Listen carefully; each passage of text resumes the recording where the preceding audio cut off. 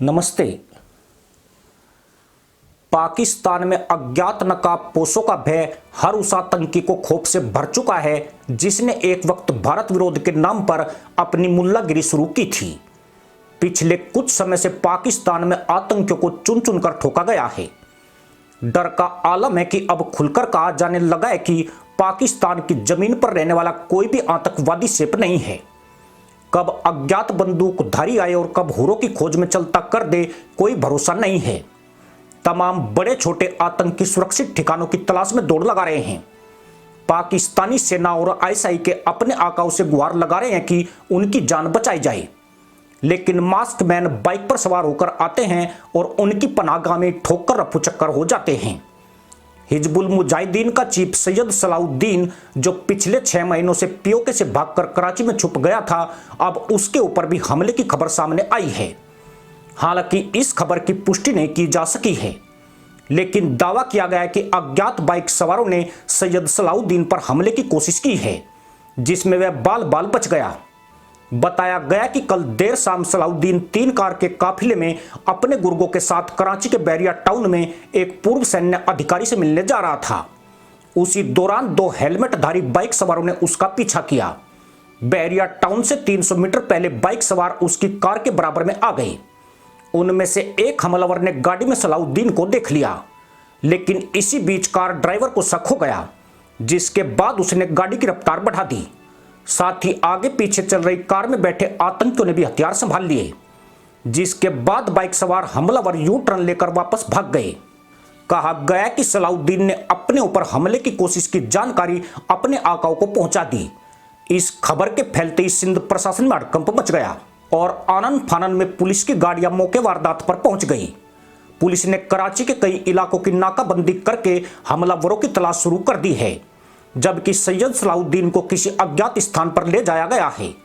हालांकि कराची पुलिस ने ऐसी किसी घटना के होने से इंकार किया है, लेकिन जिस तरह कराची की सीमा पर सघन चेकिंग की जा रही है और शहर में पुलिस की गाड़ियां उठकर बजाती दौड़ लगा रही है, उससे कई तरह के सवाल उठ रहे हैं। सैयद सलाउद्दीन पर हमले की खबर कराची की स्थानीय मीडिया के जरिए सामने आई है। कई लोगों का तर्क है कि ऐसी खबर चलाकर दुश्मन देश की एजेंसियां आतंकियों को उनके बिलों से बाहर लाने की चाल चल रही है। साथ ही वह आतंकियों में पैनिक भी पैदा कर रही है। वहीं इन घटनाओं के पीछे एक बड़ा षड्यंत्र भी प्रतीत होता है और ऐसा दावा किया जाता है कि खुद पाकिस्तान ही अपने पाले आतंकियों को चुन चुनकर ठिकाने लगा रहा है।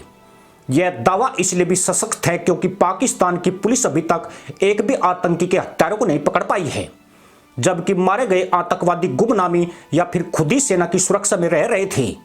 लेकिन इसके बावजूद भी अज्ञात हमलावरों ने उन्हें बड़ी आसानी से खत्म कर दिया। हिजबुल चीफ सैयद सलाउद्दीन पर हमले का यह दूसरा प्रयास है। कुछ महीने पहले भी अज्ञात बाइक सवारों ने उसका पीछा किया था। उस समय भी सलाउद्दीन कराची में कार में बैठकर कहीं जा रहा था, लेकिन हमलावर उसे खत्म करने से चूक गए थे।